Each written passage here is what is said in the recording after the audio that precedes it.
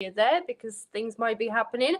But yeah, I can't believe we're here for the very last chat with our amazing designer of the very last lesson. I mean, the comments under the YouTube video have been exploding. So many of you have watched the video and learned so many valuable tips and tricks when it comes to styling your crochet, because it's not just about making it, it's about wearing it proud and wearing it beautiful.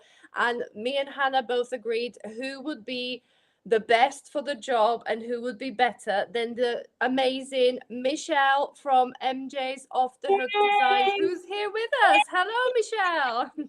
Hi, girls. Hey, thanks. Hi, everyone. Thanks for coming. Thanks for joining us. Oh my gosh, the comments on the video was just amazing. Like, so many people, like, we thought like this is the last piece, like we just said, the last piece of the puzzle, isn't it? Yeah, So, it is. spent all that time making these amazing things, and then how on earth do you actually wear them? Like, I know it might sound really obvious, but like people just get a bit lost, I think, don't they, with knowing how to style.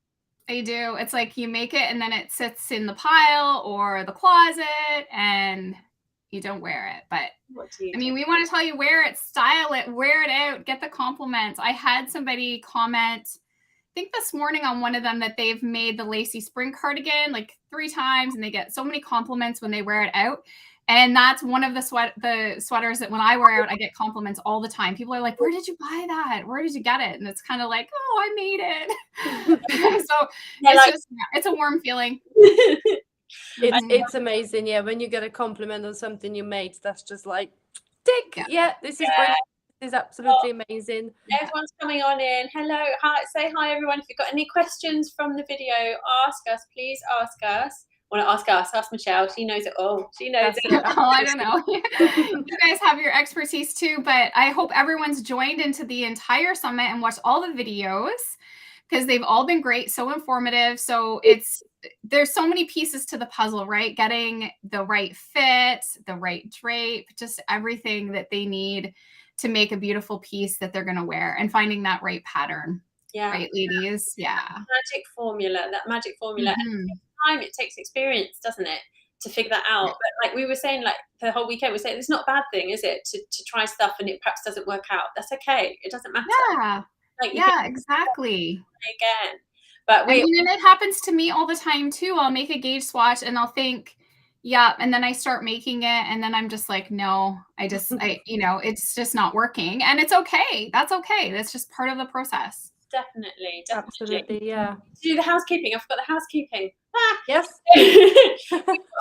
We've not got long left to join in for the We Crochet giveaway. So is it in that corner, everyone? Yes. You're pointing to it. Woo-hoo. Yeah. Grab that for your chance to win a $40 gift card from We Crochet. And then what's the code? I can't remember it. We've got Garments 15 codes, which will give you a 15% off if you go over to crochet.com. If you want to grab any supplies, if you're inspired to get into garment making or crochet in general, go over to crochet.com, use the code Garment15. That will give you 15% off the purchase. Yay. And I think we've had a question, what we're wearing again. Oh, yes. We're changing for every single live. So what are we wearing? What are we wearing? Michelle, what are you wearing? Oh my goodness, what is this called? Okay, I think it's the In Bloom lace pullover. So that's what I'm wearing. This was an older pattern that I just redid in a new yarn and everything. So it's fairly new on the YouTube channel. So it's been updated and I'm happy I redid it because it's one of my favorites to wear now. It was in too small of a size for me before. It was more kind of, when I first did it, it was a little more fitted and I wanted it a lot more oversized. So yeah. It really suits you. That color looks that color is beautiful. Yeah. Really suits you. And mine is yet to be published. I had a blanket and I've turned it into a cardigan thing. So mine's not yet out there. Which one's yours? I love it. It's beautiful, Hannah. Thank you. It's very old. It was a really old blanket. It's like 10 years old. And I was just like, I don't use it as a blanket anymore. I was like, I'll make it into a cardigan. That's awesome. See, look at what we can even recycle. our old crochet stuff and turn it into a garment. Is that not so cool?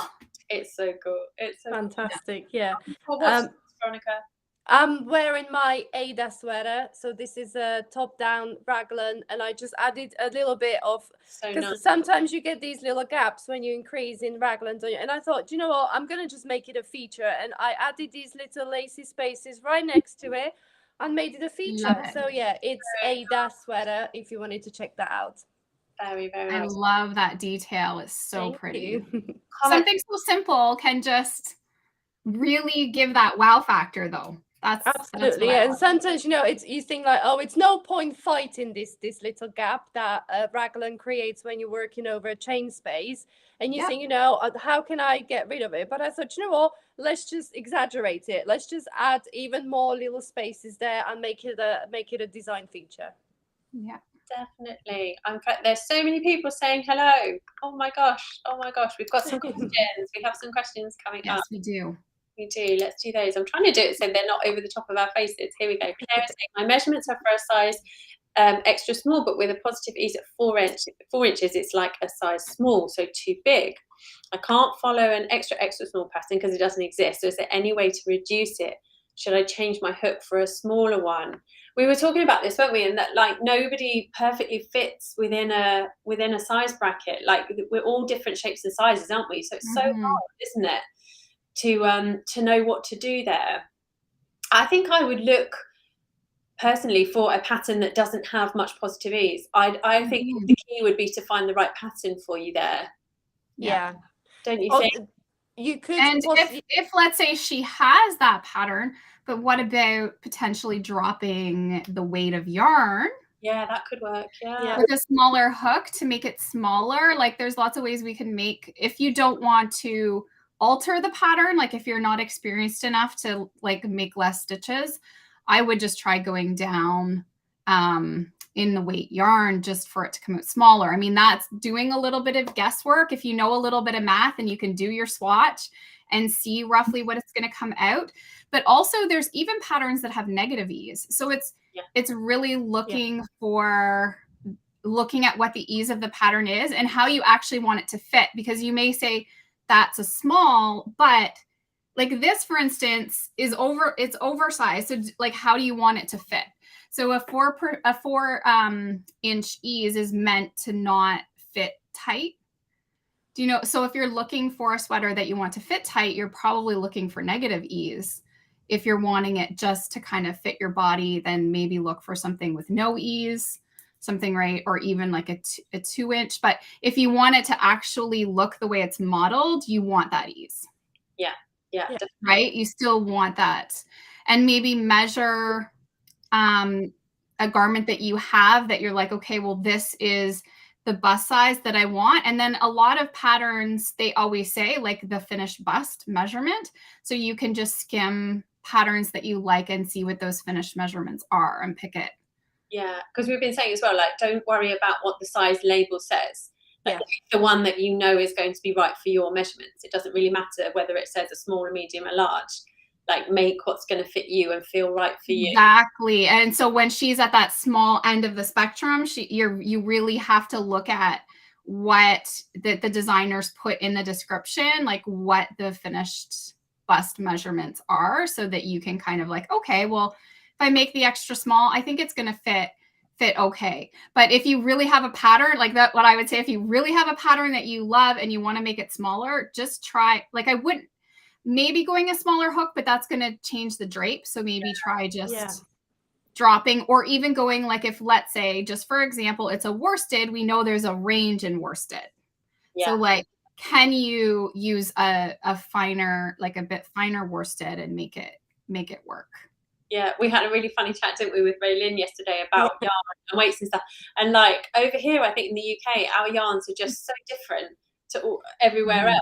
And some of our finer yarns, they're still in the same category, but they're much, much thinner.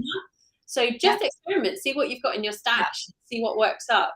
Yeah, and get an idea for looking at the ball labels and how many yards per grams, because that can kind of help you, especially if you're dealing with the same fibers. Look at the yards per grams, and then that's going to help you determine you know, if there's more, for instance, if there's more yards on a ball, but it's the same grams or ounces, that yarn's going to be a little bit thinner.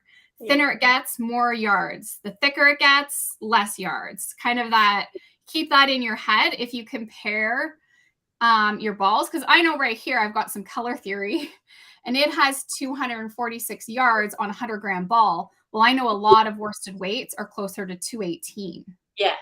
Right. So this is going to be a thinner worsted than a lot of more kind of standard worsted. This to me goes closer to a DK. So it's kind of, it's the looking at the whole thing, right, guys?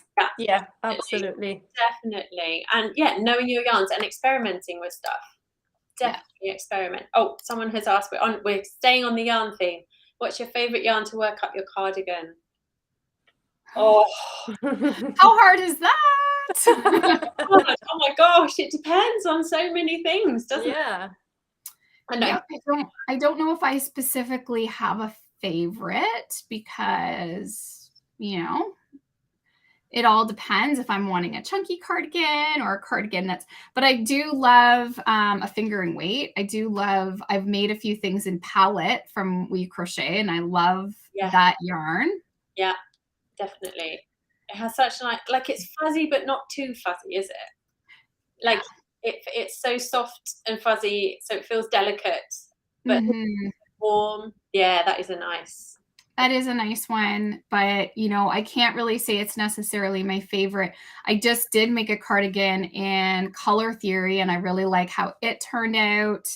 It's really soft. It's a really soft yarn and not too heavy too, because like I say, it's a worsted, but it's on the lighter side. But then I love some of my chunky cardigans too. Like I loved, I did one in Brava bulky and I love that. It was really nice. It's probably fair to say that it's the favorite one is the one you're currently working with, maybe.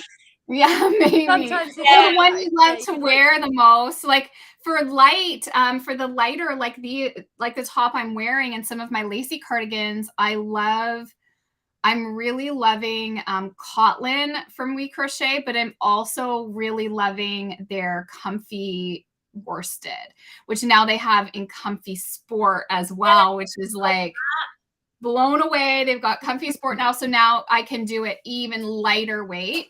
And it's like a cotton acrylic blend. So for the lighter, like for summer and spring, I really love those choices. We've got, I just popped this one up here. Lynn is saying that All Access Pass is worth every penny. Oh, that's so lovely. Fantastic. Thank you. So yeah, I put a widget up in the corner if you want to, because this obviously is the last session of the summit. If you've missed any, you still have probably about 10 hours to watch them. They're up for free for until the end of today EST time, but then it will be going away. So if you want to make sure you have lifetime access, go and grab your All Access Pass. Right, what we're going here. Kira, so I have a favourite sweater, but the way it flows down isn't like a straight edge, and I don't know if there's a way to figure out how to recreate that, where to start.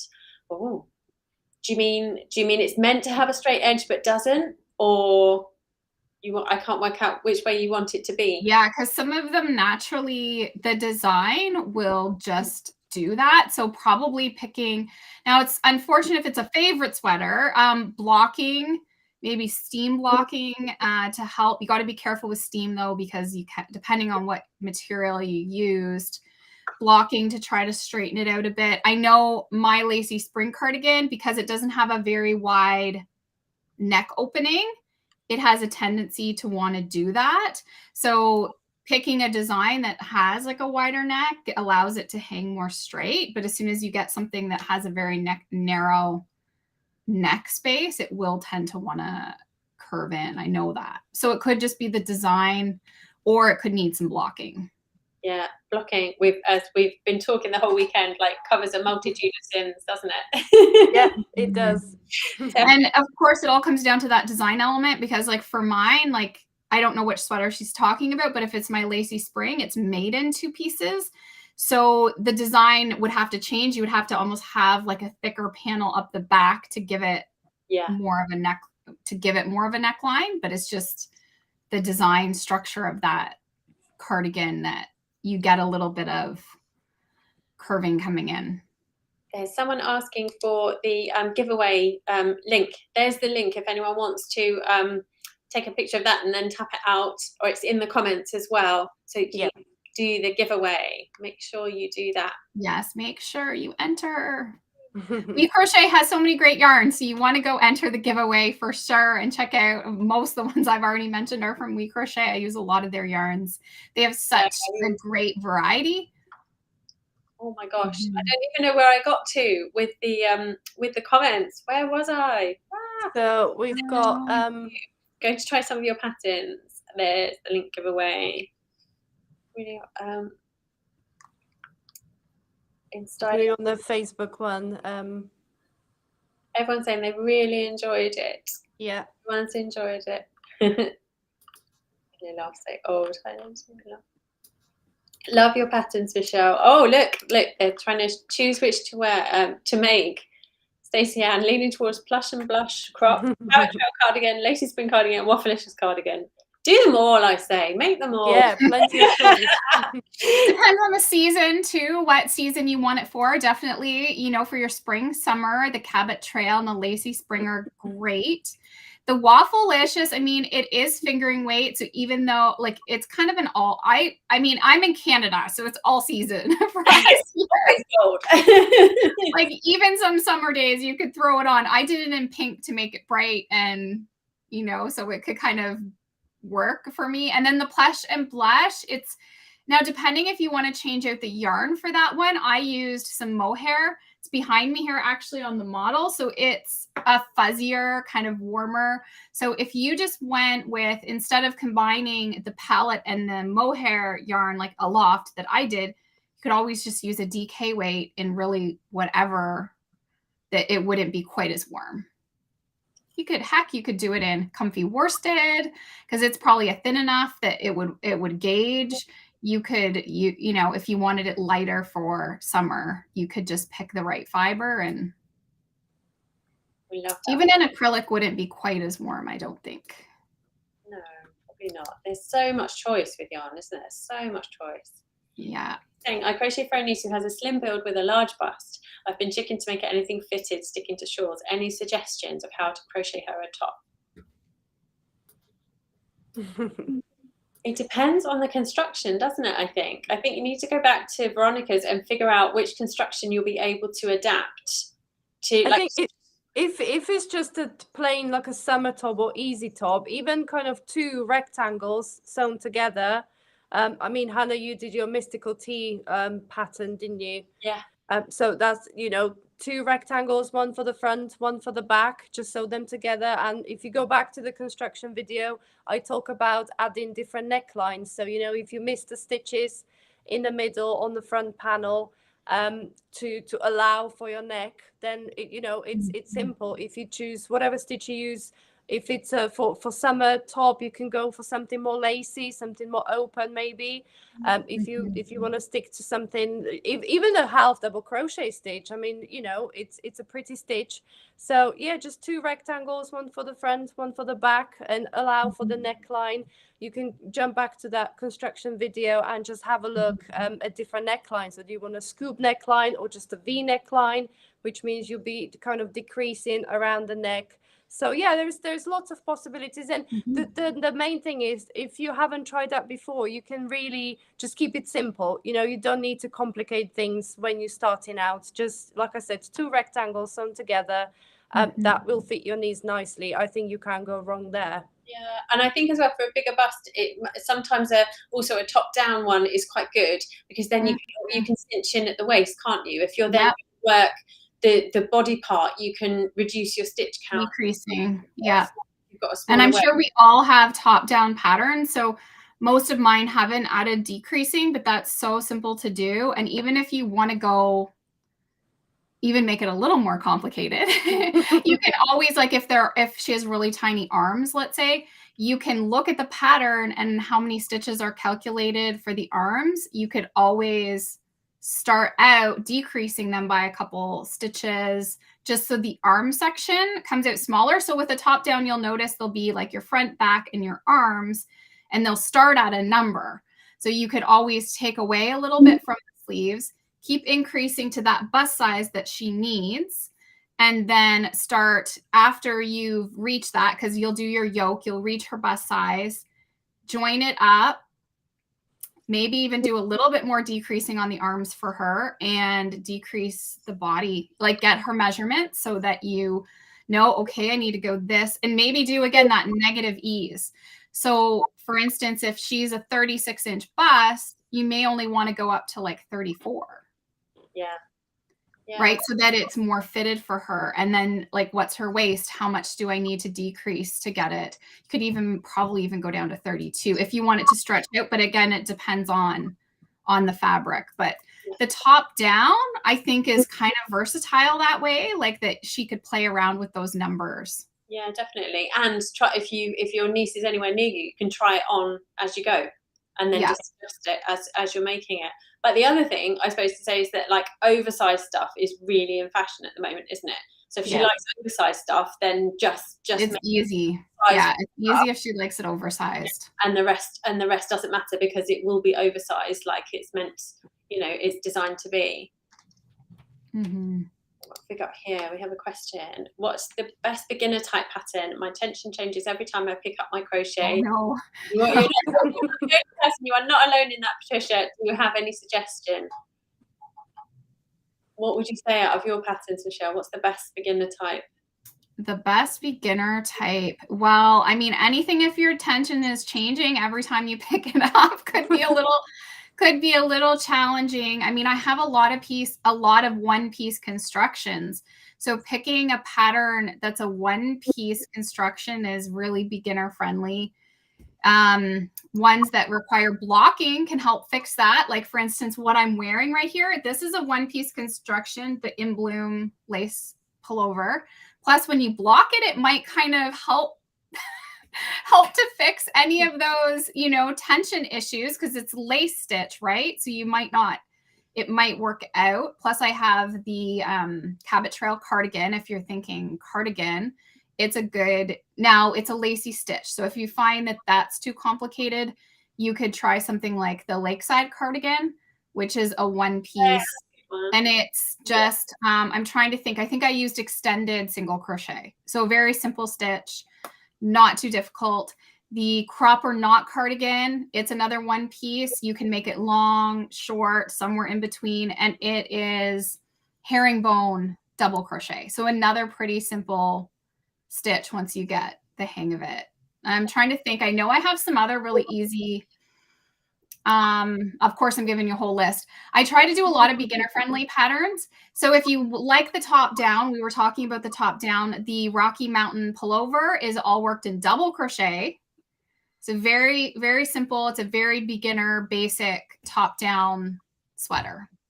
And it's like, Michelle, both Veronica and I said in our videos, like Veronica did about constructions, and we're saying like, there is no one construction that's better for beginners or not. Like, you make what you want to make, and then in my video, I was saying, make what you want to make, but find out a designer that is reputable, that does perhaps videos so I would say anyone can make any because they all have videos and they're all sized and you're available, we're all available to help.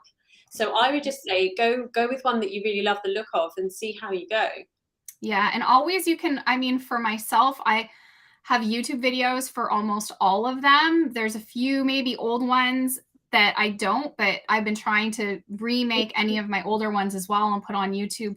So go and watch the video, check it out, see if it's something that you think this is something I'm interested in, or I want to make, or I can do this. Sometimes they don't want to say this isn't beginner, a beginner can't do it. Cause I know a lot of beginners jump in, follow the video, and they can do it. So yeah, definitely. Jeanette's asking, she wants to make your peekaboo cardigan in comfy sport. Do you think it will meet gauge?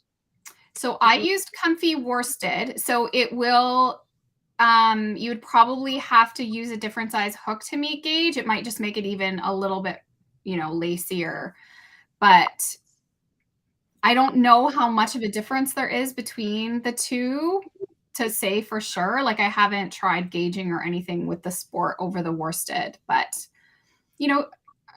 it doesn't hurt to gauge it and try. Like you might just have to go up a hook size if you don't mind it being even more open and loosey, then if that's a word. You could possibly try to maybe follow the stitch counts for a different size. Yes, that would work too. Yeah, because the sport would be thinner. You would probably have to follow a bigger size to get more stitches. So there is definitely a way around it. Good idea. Yeah, it would take a bit of working out, wouldn't it? Yeah, work up a swatch, and then just kind of see where you come out, how many stitches per inch, and what size would maybe work best for you. Yeah.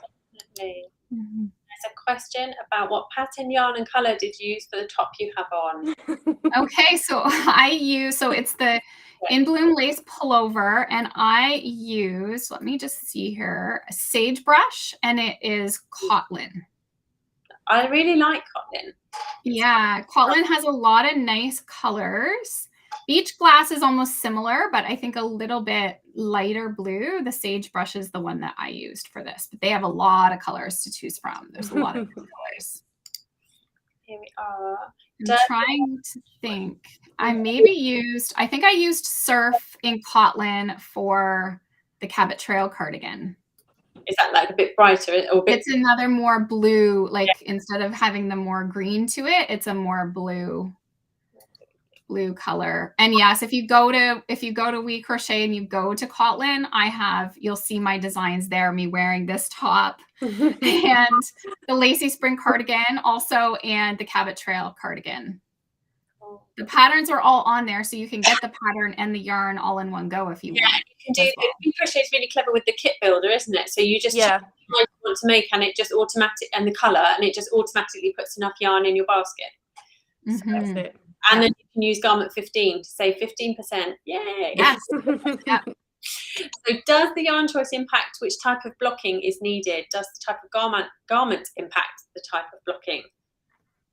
Yes, you need to go watch Hortense's video, which is on YouTube. Go to the main page and see it. Yeah, blocking. She has a full video on it. Video on blocking. It's this weird and wonderful. It feels like a big secret, doesn't it? But it's not. It's not as technical as people think it might be. It's not as scary as you think it might be. And you can't go far wrong. Other than we said, like, don't use heat on acrylic because it can end in tears. Lots and lots of tears. You have to be really careful. But I find acrylic yarns in general, they don't need a lot of blocking. You don't usually get a lot of variance in your gauge, where it's like the lacier patterns, and when you're using natural fibers, that tends to be a little bit different. Where I find most of my sweaters, like I just even did one and I'm like, nah, it doesn't need to be blocked. I didn't even block it because it didn't really need it. And anyways, I probably should have still, but I didn't, because I was like, it looks good. Yeah, well, no, and that's the whole point. Again, and Hortense said that in her video. She's like, if you're happy with it, don't worry about it. It doesn't matter. It doesn't matter. Yeah. Where the lace stitches, I find I always usually need to block to stretch them out, to give them their full, like when you're crocheting a lace stitch, sometimes you look at it and it's like, oh, this doesn't even really look good. And then once you stretch it out, you see the beautiful pattern. Definitely. Elizabeth is asking, what size hook did you use for the fingering weight yarn on the cardigan? So I suppose your waffle. Very good question. I can look at that. I can see. It's been too long now. I can't remember. But I know I didn't use a super small, because I never generally go to a super small hook. But let me think of the fastest way I can find the information for you. We can always get back to that. We can always put up another question and I'll look. Fingering weight for me, I was thinking this earlier, I'm making two things at the moment in fingering weight. One, I'm using a 3mm hook, and the other, I'm using a 5mm hook. And it's because of the stitch that I'm using. So it completely depends on the style of stitch and the style of garment that you're making. Yeah, and the drape that you want. And that's like, I find I play around with different hooks a lot of times when I'm starting to design something. Okay, so I used a 3.75mm F hook for that pattern. Okay. Yeah. And it's like waffle stitch is double crochets. So if you haven't done waffle stitch, it's basically double crochets and then like some front loop, back loop, or the front post, back post. So it actually works up quicker than you think. It is dense, like it kind of pulls it together with those post stitches, but it works up really quickly because I mean, for me, I can do a double so fast. Probably most people can, like a double crochet, and even with the post stitches. So I enjoy something I can work quickly. Yeah, definitely. I get bored easily, so I don't like things that take me too long. Yeah, I was gonna ask, roughly how long does it take you to make a, say, cardigan from start to finish? Because honestly, every time I look at your feed or your social media, it's like, there is a new pattern and here is another pattern. So honestly, do you see? I don't know. I don't usually time myself. I think that I have so many things going on at one time that I usually, like, it's just, once it's ready, it's ready. I don't know. And I do have Emma helping me now, which has been a big help. I feel like this year we've published all these patterns, and it's because she's been helping make blankets. She's been helping. So then I've been able to work on the garments more, and she's behind the scenes helping me with blankets and things. So, but that's going to slow down. She's had this one blanket that she's now been working on like forever. And it's only, she's like, I think you're going to have to take it over, Mom. And now she's like, due any day. So I think that I'm going to have to suck it up now and finish. Or you feel like, no, wait until you're ready. Come back to it. Yeah. She's like, and then it's funny because I have all these little tricks for carrying the yarn now to hide it up the side. So if you've watched any of my mosaic pattern videos with the inset mosaic technique, and you can just kind of like crochet over that tail that you're pulling upwards. And with this pattern she's working on, it has a lot of stripes. And I went over to see her progress, and she didn't carry like any of the tails. So there's like all these tails. I'm like, oh, you poor thing, you're gonna have all those tails to weave. Oh, bless her. But she's not been crocheting very long though, has she? No, she is, like, she did learn when she was in elementary school, but then she hasn't really crocheted in years, right? And she's just picked it up. She's a natural. She's just got right into it. And so she's, helping with the social media, and she's like, I've been able to do this pattern and I'm a beginner, so you can do it. She's really encouraging everyone because she's been able to learn these mosaic crochet pattern. Like, I think she's almost had more patience than I have following the chart and doing some of these patterns.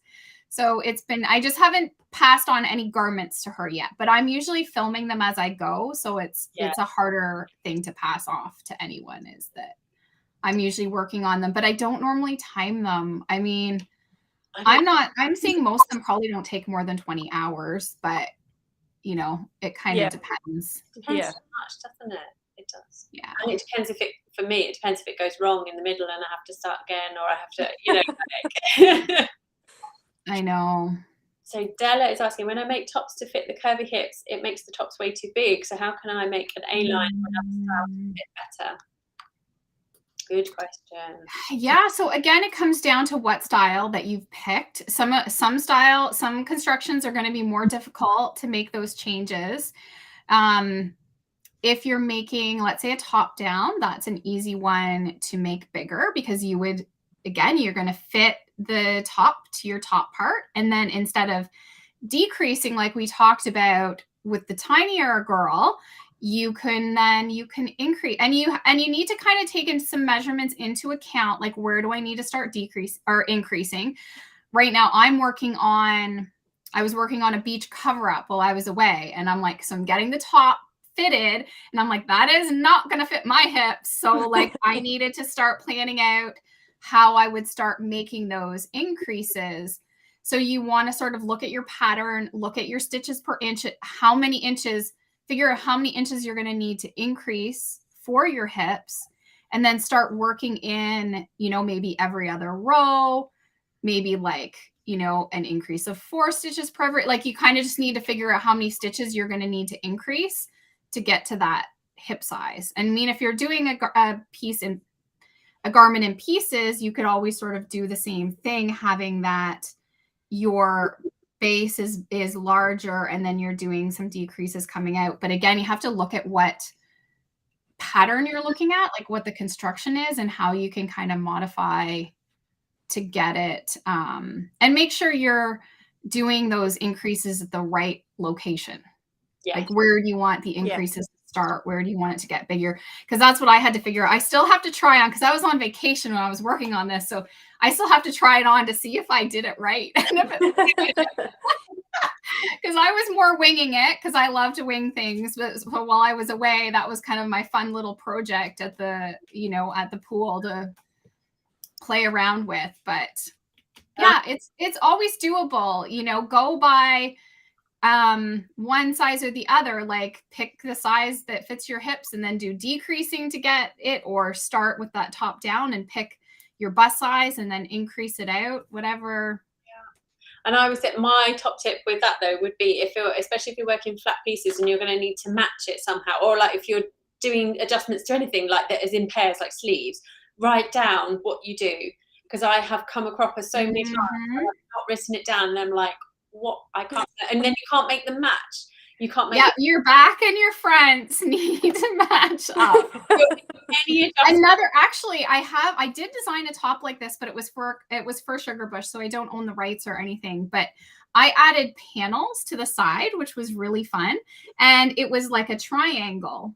So I then sewed in this triangle so you can make the hip area, because it was kind of one of those tunic style tops.